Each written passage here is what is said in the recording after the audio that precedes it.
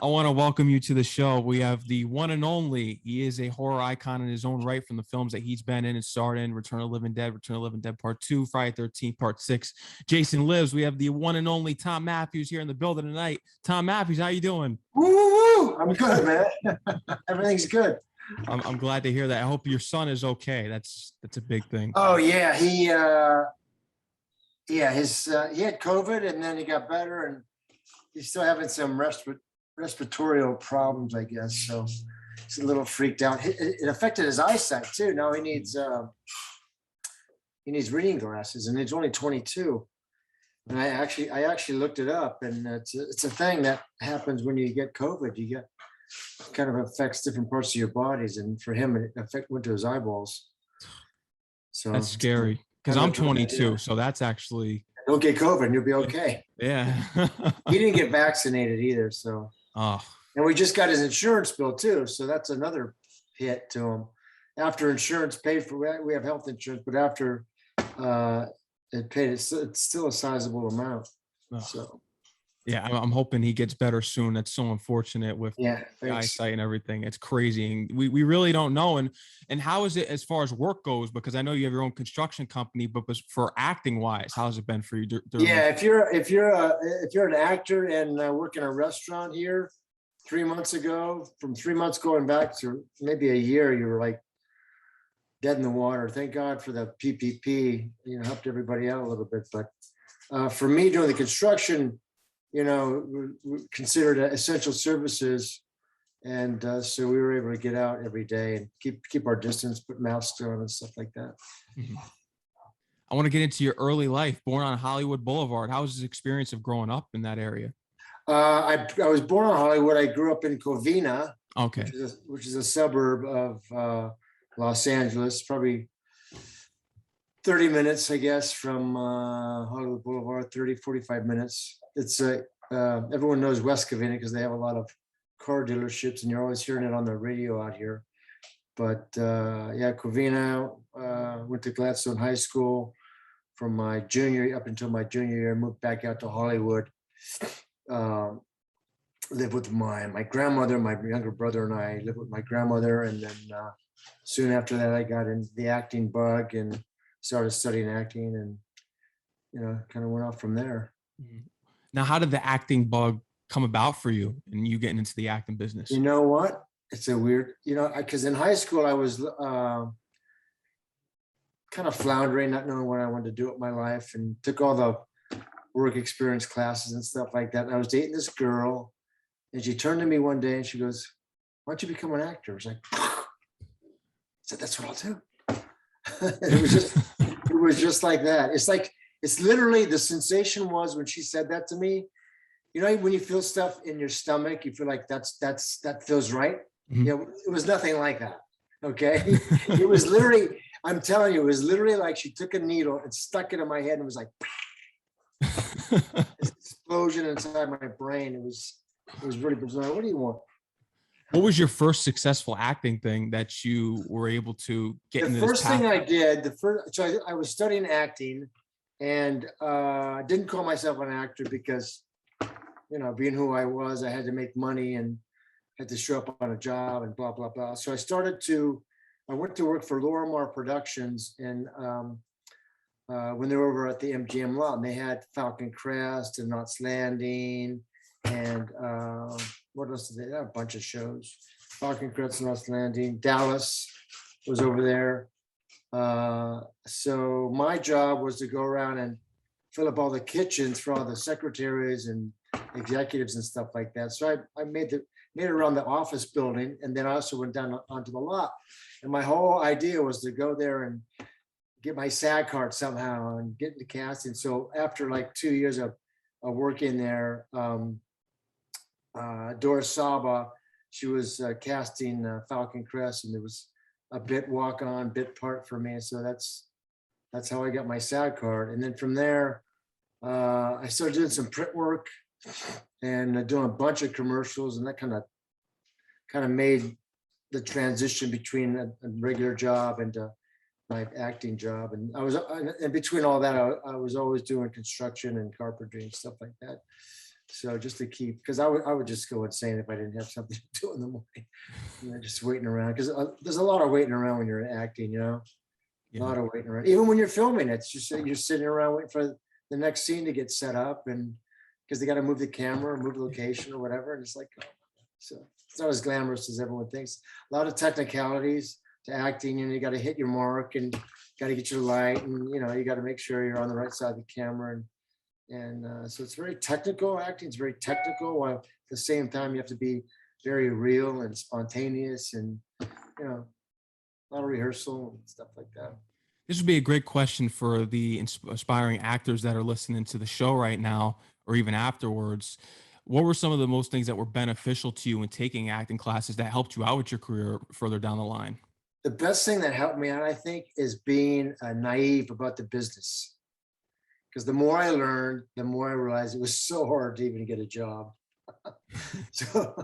so just keep pounding away, man, and just throw everything out, because ignorance is bliss in this situation. Because I've been cast in stuff, and I've have the benefit of being cast already, and watch other actors come in, and the guy who I thought was the best for the part didn't end up getting cast, and I wasn't quite sure why.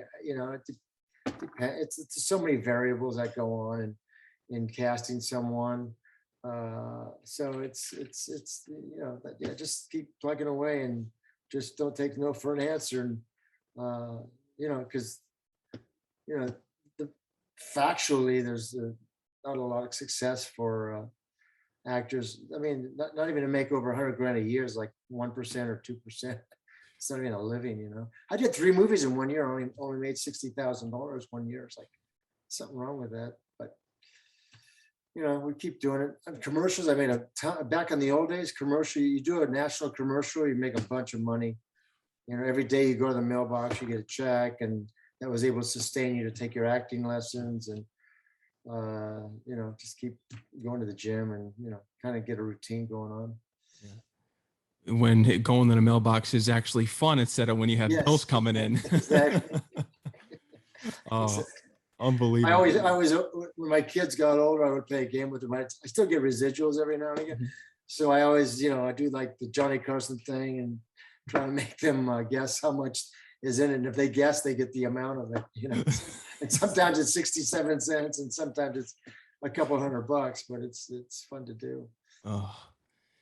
Growing up, I know that you did see the Friday the 13th growing up. You weren't a fan of the series, of course, but eventually you had to study the mannerisms of Tommy Jarvis, and this is how you landed the role as Tommy Jarvis. So just studying the mannerisms and going on the audition, you landed the part. Exactly. Yeah. I just got it through my agent set me up, went to read for the casting directors, and they gave me a call back, and went over to Paramount with this, I don't even remember, but I think there was like 15, 20 people in the room on the call back. Tom McLoughlin, the director, was in there. Don't ask me where he was sitting, because I would have no idea. But we've talked extensively about that. I also asked him just recently, a couple of years ago, if me being in Return of the Living Dead had anything to do with them casting me in Friday the 13th as Tommy Jarvis. And he said, no, I didn't even know anything about it. I said, so that was kind of fun. Yeah, so for me, I mean, early on, lightning kind of struck twice for me with Return of the Living Dead and Friday the 13th, both 2 great roles. Friday I did, my first film was The Woman in Red. I had a little bit part in that. My second part was in movies was Return of the Living Dead, which was a great part. That's right, Freddy. Fun part to play as an actor, because of I started off as this innocent kid and have to end up being this brain desiring zombie. So that's everything in between. So it's a fun role to play for anybody. Mm-hmm. Return of the Living Dead. I'm curious, because we know that you went on a basic audition for Jason Lives. What was the process in getting the role as Freddy in Return of the Living Dead? Was it similar? Very similar, except I gave a kick-ass audition, and then I didn't hear anything for ever. Literally 9 months, I get a call back. It's like, I thought this thing died. And it's like, oh my God, this has been so long. Are you sure? They go, yeah, they're back at it. I said, okay. So I went to the callback, and I found out that it wasn't a callback. They had cast me in it. I found out that on the spot, and I was reading with girls to play Tina. And what had happened was there was like a legal issue with the name, the title Return of the Living Dead. So I guess they got that all worked out, and there I was auditioning girls with to play Tina. Yeah, you got the legendary role, of course. It's become. How does it feel to know that you've been in these films that have become such cult classics? And I would say Return of the Living Dead's more of a classic, whereas Jason Lives going on to become a cult classic. Yes, yeah, they're both amazing. I mean, who would have guessed? I mean, yeah, Friday was already a franchise and already had some legs, and Return was a little bit different, you know, coming off the Day of the Dead and Dawn of the Dead and Night of the Living Dead stuff. But this was, I always call it a Return of the Living Dead, as it's a like truly a dark comedy, because man, we played it for real, and what you're laughing at is the situations we get ourselves into. It's not really something, we're not doing anything in particular to make you laugh. Like part two, you kind of went more for the comedy on the nose, you know, it was more comical. Part one was not, but just hysterically funny because of the situations we get ourselves into. So it's been a lot of fun. And then of course, you know, Friday was Friday, and it's had already had legs and good reputation. Coming off of 5 though, which wasn't bad for what it was, but it wasn't a fan favorite, I guess. And so Tom had to kind of revitalize the situation. This is my dog. Imposter Jason, you have Roy, Yeah. the ambulance driver. Oh, these films, I really don't understand. And then all of a sudden, none of it makes sense. I mean, you know, what they did after 6, and you know, just whatever 3D and went to the moon, and it's just bizarre that they didn't follow anything lineal or make anything logical for the fans to follow. And you know, I would have loved to have seen Tommy and Jason go out in part 7 and continue on.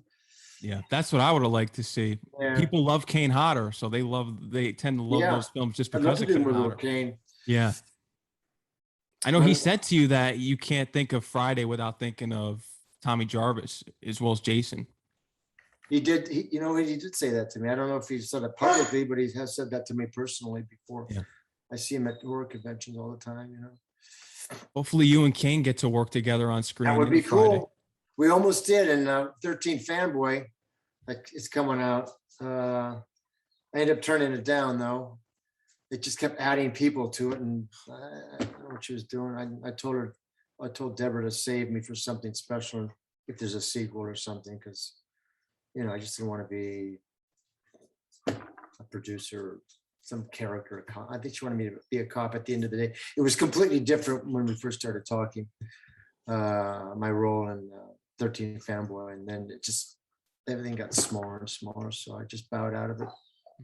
I heard that Tom McLoughlin was actually putting together some story ideas. Has he consulted with you about a potential sequel if it ever comes about for you to return as Tommy Jarvis? He has a story. Yeah, he has a story. I think Jason Never Dies, and it takes place, I think, 10 years or 15 years after part 6. I'm not in it. The character's not in it. Tommy Jarvis is not in it. The premise is it takes place around the lake, but it's on the other side of the lake, and it's another campground, and it's basically you know, girl heavy, female heavy. So timeline wise, it wouldn't work for Tommy to be in it 30 years later. So he decided to go that way with it. With the zombie films, which is Return of the Living Dead Part 2, did you watch, you mentioned before Dawn of the Dead, Day of the Dead, Night of the Living Dead. Did you watch those films in preparation for your role as Freddy? Because I know you did with Tommy Jarvis. No, I didn't, because they were I felt that they were completely different, and I didn't really know how to do that. You know, that was, like I said, my first film. and the script was so great. I mean, I didn't have to. It was separate. There wasn't like I wasn't reprising another role or something. You know, I was kind of creating Freddy at that time, and it was just, you know, the script was great. It was all there in the script. Like I said, I wasn't recreating something. Yeah. I'd love to hear your experience of working with James Karen. Jimmy, yeah, he passed be 3 years ago on Saturday. Wow. Great memories, you know, great memories. He was, you know, he was an actor on Broadway in New York and doing stuff, and he was a little younger than I am now when he did the role in Return of the Living Dead. And just the stories, because we most of our stuff was together, most of our scenes were together in Return. So we spent a lot of time together in the makeup chair, and just the stories from him were just unbelievable, just fun, and good friends with Jason Robards and a lot of other actors. And for the people back east, he was the Pathmark Man, and that's you know, a medium chain supermarket. So he did that for 30 years. He did the specials for that. People know him from Poltergeist. Poltergeist, yeah. Did he tell any Poltergeist stories on set with you at all? No. No. We did part 2 as well, which was fun, because when they went to go sell the second script, they went to, how you raise money is you go to the foreign distributors, like you know, overseas, Spain and Switzerland. So you get money to make the movie. So you give them the rights to distribute it for that amount, and they can do whatever they want with it. Well, one of the places was Japan, and Japan said, yeah, we'd love to do it because 1 was such a big hit here, but we'd like for Jimmy Karen and Thom Mathews to come back in part 2. That's why we came back in part 2, because it really doesn't make sense, because you know how it all ended up in part 1. But that's why we came back, because of the Japanese. And we found out, Jimmy and I found out we were born on the same day in part 2. So that was kind of cool. Maybe that's why we got along so well. We just kind of meshed, and every year after that, we celebrated our birthdays together too. So that was fun with our wives and stuff. Happy early birthday. I didn't realize that. So yeah, there was a baby. Yeah. Another month or so. What's today's date? Today's date is the 25th. Yeah. Yeah. Okay. So see, you're meant to be here in the horror genre. That's you're only, right. you're only a day or 2 away from Halloween. And, you know, when did you start to gain appreciation and love for the horror genre? Was it when you were acting in these films? Because the fans are so passionate. It was. I didn't really, I got an appreciation for filmmaking because, yeah, if you think about it, it's like everything's a big puzzle, you know, and you put it together. So every day I was like, because it's like I was saying earlier, there's a lot of sitting around time, and I just realized it's like a big puzzle. And then you just kind of make your story and take your moments and have great lighting. And of course, everything starts up with it, if you're lucky enough to have a great script. So I kind of started appreciating filmmaking. And then I really appreciated what Tom McLoughlin did with part 6, because he not only made a great story, but he had constraints to make a great story, and he had to have a certain number of kills.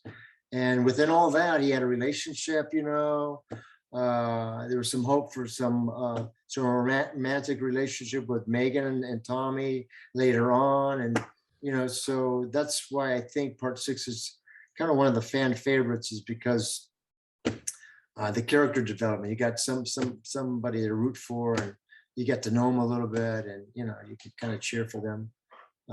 So yeah, it was kind of cool. You mentioned with being in the makeup chair with Jimmy Karen. How long was the makeup process, and when you turned into the zombie, how long was that process? That was about 3 hours, I guess. I still have that prosthetic too. Oh wow! Things, and they make up around it. So yeah, I still have that. That's one of the only things I have, I think. It was about 4 hours for that, 3-4 hours. Yeah, and yeah, it was a great experience. You know, we did a lot of we did a lot of ad-libbing, and we always talked about everything. It's really a collaboration, which was unusual because Dan O'Bannon, he wrote and directed, and usually come to find out later that writers, when they write something and they're directing, and they want to keep it to what their thoughts are. But Dan was open enough to, let us kind of do our input and stuff like that, which is huge for any project, I think, because the whole goal is to make the actors seem real and believable, and if they can bring in any kind of elements to make that happen for them, the better, I think. Like this job, you were bringing this dialogue to the script and I did. making it come alive. I did ad lib that one, and that just came out when I was filming it. It's just because it was. What are you talking about? It just like this job. It's just like insane. Boy, watch your tongue, boy. If you like this job, like this job. You fucking nuts. And then I love Clue. I remember I was watching it again, and Clue calls me Fred. Okay, Fred, not Freddy. Okay, Fred. Clue was great. Love Clue. It was salt of the earth, man. Really good actor. It's just an amazing film that just is. Yeah, it truly is. It really is. It's just amazing. It's a dark comedy, as you brought up before. How can we think that horror and comedy work so well together? Because if you saw it throughout the 80s, it was honestly, I think it was a freaking accident. Yeah. Because we were acting our asses off, man, and it just turned into. When they were screening it, Hemdale, I think, in my opinion, I think Hemdale, John Daly, and Derek Gibson, they were the producers, executive producers, and they kind of, I think, kind of guided it down that path, and Orion distributed it, which was great. They just, put it out there a lot. It was supposed to be a huge one. I think they spent like 60 million on prints and ads, advertising and stuff. So look at my dog in the background. Oh, what's his name? That one? Yeah. That one's Flash. Flash? Another one over there. Xander, my wife, we foster, we rescue dogs. Oh, Flash was a rescue. And he's ended up staying here, but we have another one. We have probably 4 here that we're fostering and trying to place in homes and stuff like that. My wife is I kind of assist her, but she kind of takes care of all that. So right now we have 8 dogs here. The Return of the Living Dead went on to be a classic. We get back into the Jason talks. I know that there was some trouble that you had with the makeup effects guy on the set. I think you got pretty angry at him. Yeah, I was a special effects guy. Like in the opening sequence, when the lightning bolt hits the rod after I'm stabbing Jason with it, and it smokes. So in order to smoke, you had to spray chemical on it. But it was, I was standing down there, and the thing was there, and it was supposed to be smoking, spraying the rod, but the wind, they had fans blowing. It was like blowing right in my direction. So he's spraying this rod, and it's coming right in my face. I was like, what are you doing? What are you spraying? I didn't even know what it was.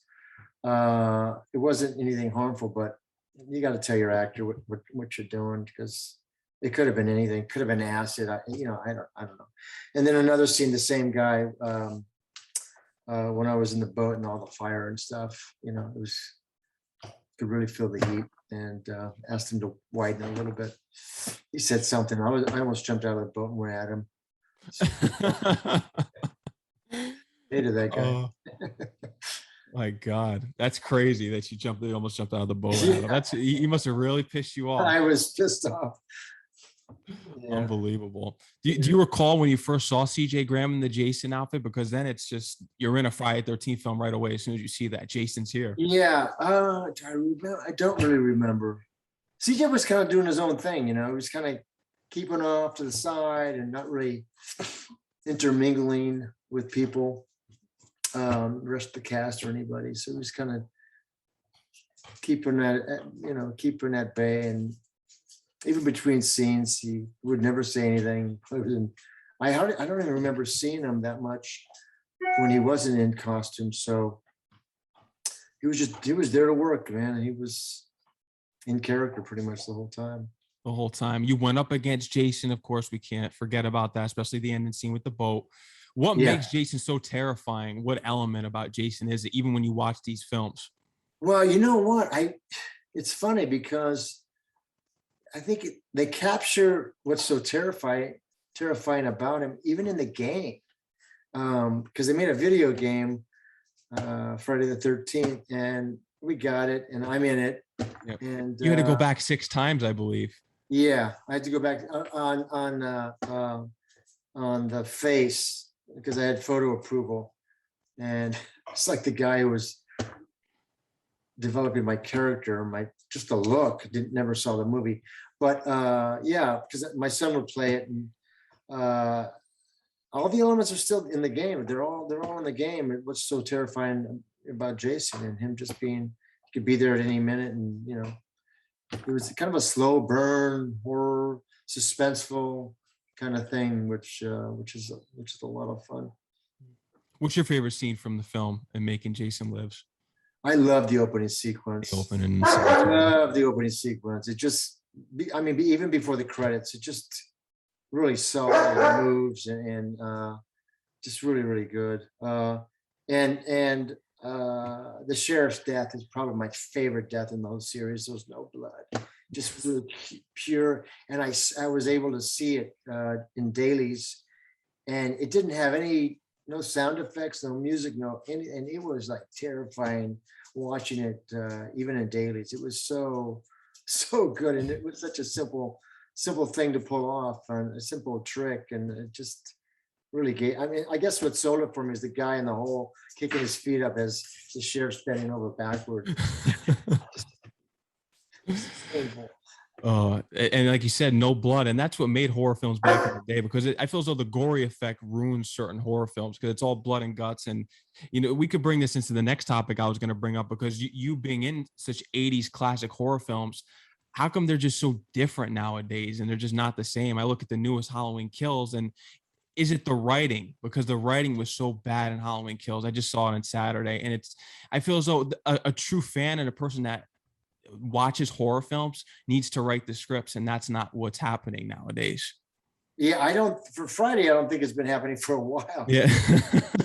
8, 9, 10, you know, I don't know.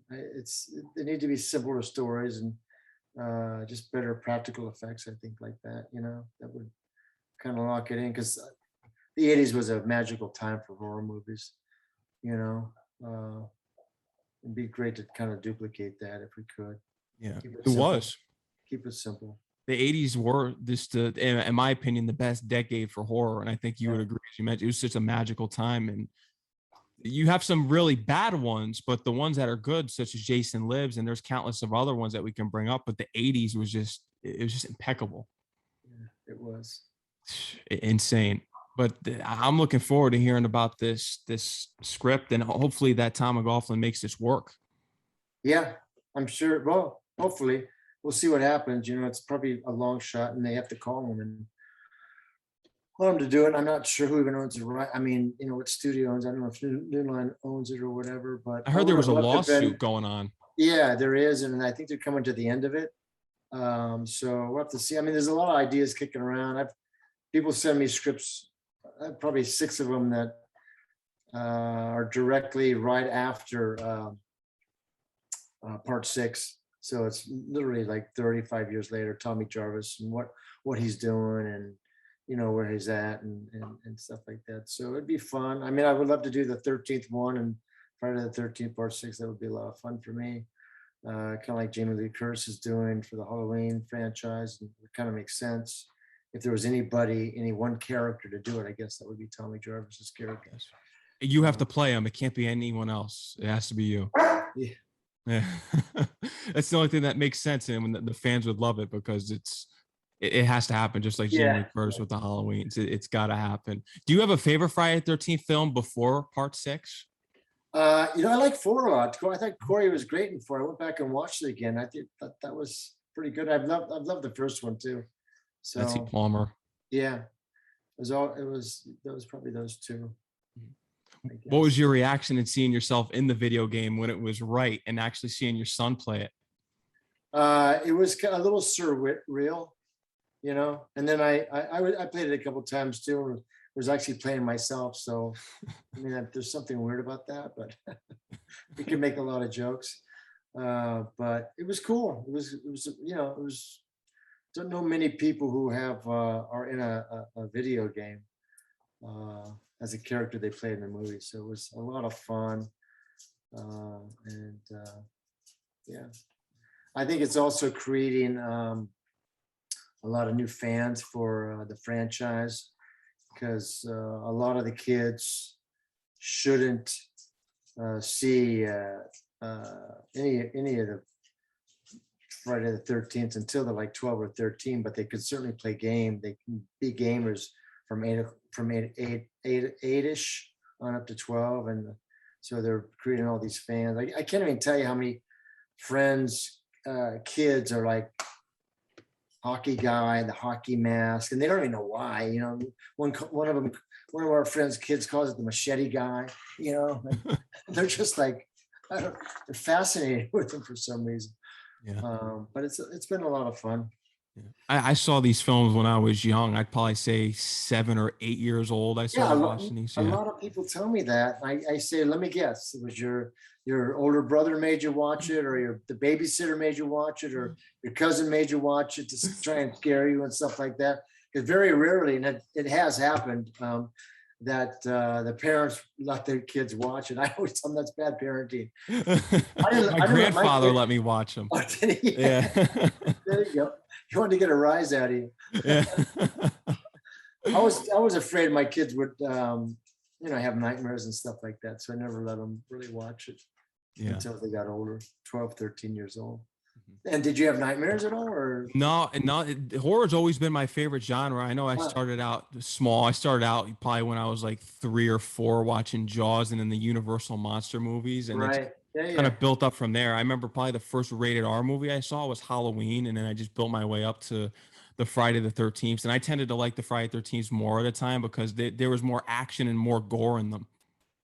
Right. Yeah. Yeah. Definitely more gore for sure. More kills. Yeah.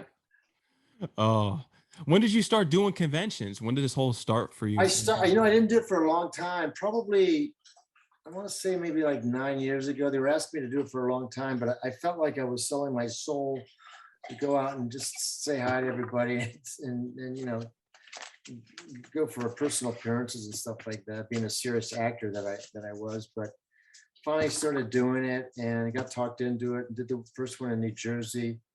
Hello. And there's the other one. That's Xander right there. Hello, buddy. Hello, buddy. You want to be in the movies? And then I just started doing it in New Jersey was the first one. And then it's really great talking to everybody. All the fans are just so they're the ones that come up to the table and tell you what it meant to them seeing the movie, and it got them involved in acting or makeup or stunts or whatever it was. It was just truly heartfelt, and they were moved in some way, and it was just really great to hear everyone's assorted stories and when the first time they saw them, Jason Lives the first time, and just really thankful and appreciative that I would come out and take the time and go to do some of the horror conventions. We just came back from England last weekend. Yeah, that was great. For the Love of Horror, it was sold out. It was great. Everyone was great, and it was just a great experience. The second time I had done it, I had done it once before, like 5 years ago. Wow. So I just you kind of rotated every 4 or 5 years. Each one got a couple coming up. Going to be at the New Jersey Horror Fest on November 12th and 14th. So if anybody's around, if this comes out by then, we'd love to see everybody. So that's local too. You're in the tri-state area here. There you go. Yeah, so all the fans. Yeah. Yeah, CJ's gonna. I think is CJ gonna be there. I think you know what. I think this one's more. They're pushing more for Return of the Living Dead. So Beverly Randolph is going to be there. The girl who played Tina in Return of the Living Dead. Okay. What were some of the friendships that you had going to these conventions that you never thought that you would with Well, other it's horror funny actors? because I keep seeing the guys I was in acting class with. I see Wow. Bill Forsythe all the time, and he was locally we were in the same acting class, and it's fantastic. I went into Bruce Abbott.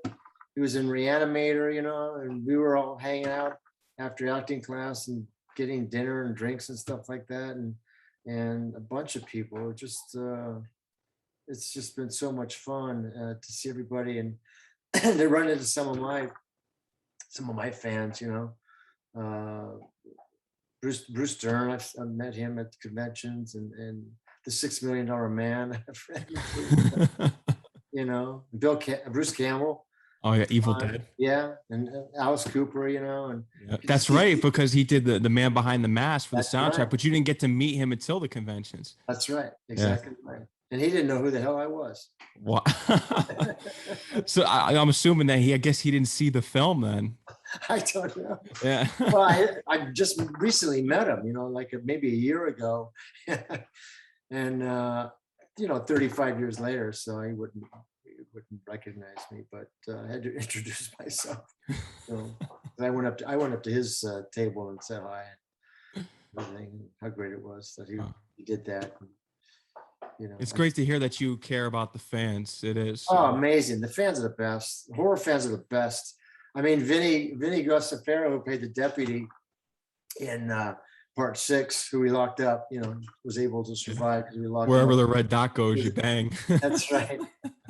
He's did a lot of Mammoth stuff. David Mamet plays and movies and stuff like that. So really well established stuff. And he goes, it's the horror fans, man. They just keep from all over the world, just keep trying to get he gets fan mail, as I do. But it just, all over. It's fantastic. It just doesn't stop. It just seems to get better. And I think we got lucky because it was in the 80s too. And we got all that. Oh, we also brought him back in the fan film, Never Hike in the Snow. I was gonna bring that up because you were able to reprise your role. Yeah, Tommy Jarvis. I brought him in actually. We did Never Hike Alone, which I think it's like over 3 million views on YouTube now, which if you haven't seen it, the production value is amazing. It's just it's a great script and it's very topical. The kid's in it. The lead kid's in it. He's great. And we're gonna make a sequel summer 2022, I think. We've been talking about making a direct sequel from Never Hike Alone. Never Hike in the Snow. That first death is amazing. It's a great kill with the axe and stuff. And that's actually a prequel to Never Hike Alone. And so that's been a lot of fun. Just kind of still keeping it out there, trying to give the fans something to look at before the final 13th one gets made. We say it's the 13th one. We say it's the final one, but it never is. Yeah. It keeps on going. Yeah. I'm curious, now that you watch these films and just other horror films, what are some of the horror films that you love to watch either during the October season or even year round? I really like Zombieland a lot. And, okay, that's a dark comedy. That was really a lot of fun. Part two, the sequel, not so much. Yeah. And then there's another buddy zombie movie. I could never irreverent or something. It's about this guy. He comes back from war and he comes back to his hometown, but he's a zombie. And his buddy kind of takes him in, who's not a zombie, and they hang out and they drink beer. And he needs blood, so his buddy gives him some blood just to keep him going a little bit. And then they become the zombie guys at the liquor store in one scene. I think it might be an Australian movie, but it's a buddy flick. And the one guy, the zombie guy, he's at liquor store getting something, some food or something, or I don't know. And the burglar comes in to rob the place, and he finds out he can't die. So then he becomes a vigilante against the bad guys, and then finally his buddy helps him be a vigilante, and he gets shot. He ends up becoming a vampire. So I mean, a zombie. So they go around being vigilante zombies helping people. It really is just a buddy movie, which is kind of fun. And it's a comedy as well, dark comedy as well. So that was fun. Remodeling the Osborne's house. Yeah. You were able to do that with your construction company. Yeah, that was a long time ago. We did that one. It's a great gig. Sharon was great. She had great taste, really great taste. Any other celebrity stories of modeling jobs that you may have done? We did a bunch. Yeah, Gary Sinise, did George Clooney's a friend of mine, so we did his place. That's probably the first one we did up in Studio C. And Molly Sims, and working on the guy who owns Fender Guitars right now. He is over in Pacific Palisades. So doing that one. And Andrew Mooney is his name. Working for his wife, and they just relocated. So putting that one together, and a bunch of people, bunch of great high-end screen rooms. Did Brian Singer's place. He bought the house next door, and we tore it down and built something new. 3D screen room, put a turntable in his 7-car garage. So you could park the car. Yeah. So a lot of fun, creative. It's all creative stuff. So it's all really a lot of fun for me. Yeah. And that's big that you have your own company too. That's huge. Yeah, for the Osbournes, we cast their daughter Kelly's Fist. We cast him in bronze. Mm-hmm. I made him the front door hinges. That's big time. Yeah, it was a lot of money, but it was cool. That whole job was great. Yeah. Very creative. Normally, for that job, we were there we're supposed to be there for 4 months because they were just going to flip the house, and 3.5 months into it, Sharon decided they want to live there. So normally how it works, you have a contract, right? And then you'll have change orders. Things will change a little bit. If you do 10's a lot. Yeah. We had 459 change orders on that job. 459. The paperwork was insane because everything changed. I mean, we were finishing up the job, and she decided the family wanted to move in, so we tore everything out. Started over from. It was actually a negative. It wasn't even from scratch because we had to tear everything out that we had already put in. But It was fun. Sharon's great. Love the family. Very, very. There's a lot of love in the whole family. So it's my hat's off to them. Yes. Upcoming work. Do you have any upcoming work as far as film? Yeah, I did 2 movies. I did a Western about 3 years ago, so that was a lot of fun.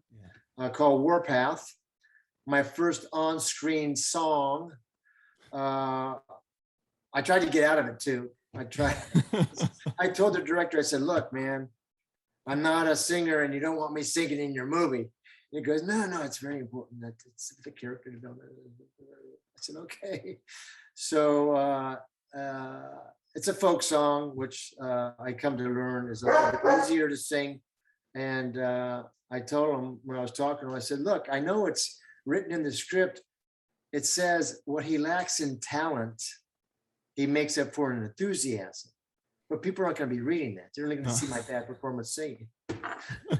So that's kind of how I played it, with a lot of enthusiasm and hopefully a little bit of charm, and I think it came off pretty cute. And then I've done let's see, we did a movie called Final Summer, which they just dropped the teaser on YouTube, and another movie. I just wrapped it up about 3 weeks ago called Go Away, which it's a great script. turns out as good as the script, and it's gonna be a home run. Really great. And they also dropped a teaser on that one too.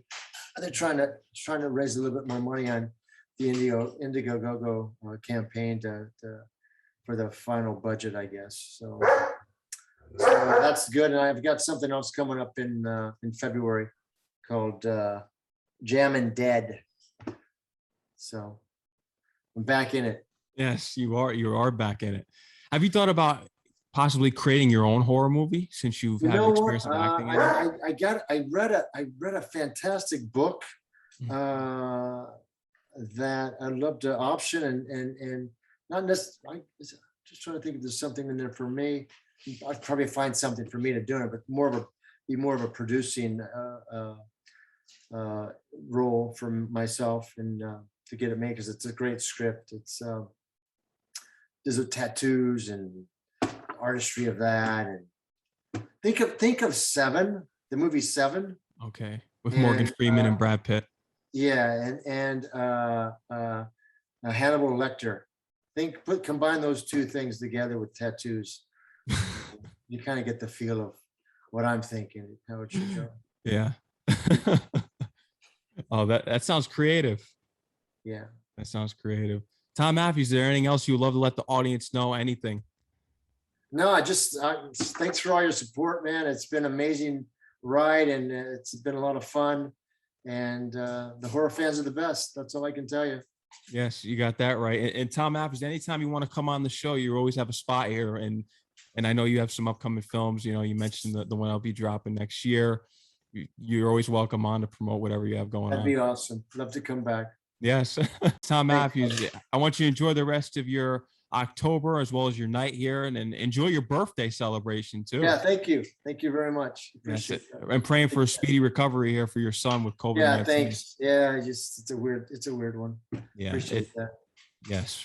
Thom Mathews, I'll speak to you soon. Take care. Yes, take care. Bye-bye.